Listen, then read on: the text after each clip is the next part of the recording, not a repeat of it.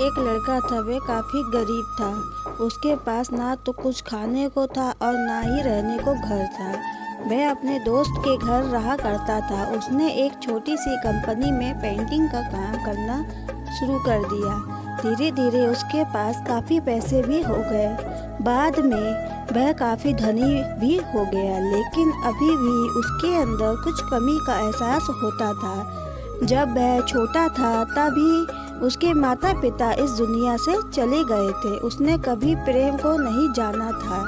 एक दिन जब वह अपने किसी काम से बाहर गया था तो उसे एक लड़की दिखी जो काफ़ी अच्छी और खूबसूरत थी।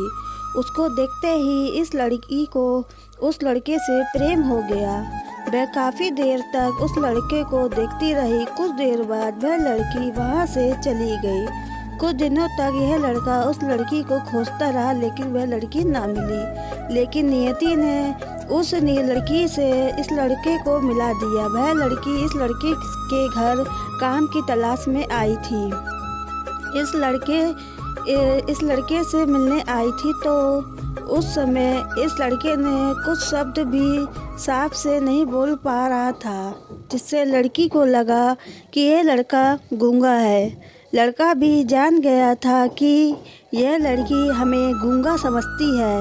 इसके साथ ही यह लड़की समझ गई थी कि हाँ, लड़का इस घर का नौकर है, ना कि मालिक है। अब जब भी ये लड़का उस लड़की के पास जाता तो गूंगा बन जाता। धीरे धीरे वह लड़की इस लड़के पर काफ़ी रहम खाने लगी, लेकिन फिर भी वह लड़की एक बात से डर कर पीछे हट जाती थी। इस लड़के के भी माता पिता बचपन में ही मर चुके थे। इस लड़की को इसके चाचा ने पाला था और वह चाहता था कि जब तक जिंदा रहे लड़की उसके खाने और पीने का पैसा दे। लड़की का प्रेम हद से भी बाहर जाने लगा। लड़के की एक खांसी पर भी वह लड़की दौड़े उस लड़के के पास पहुंच जाती थी। अब लड़का भी समझ गया कि इस लड़की को मुझसे प्रेम हो गया है।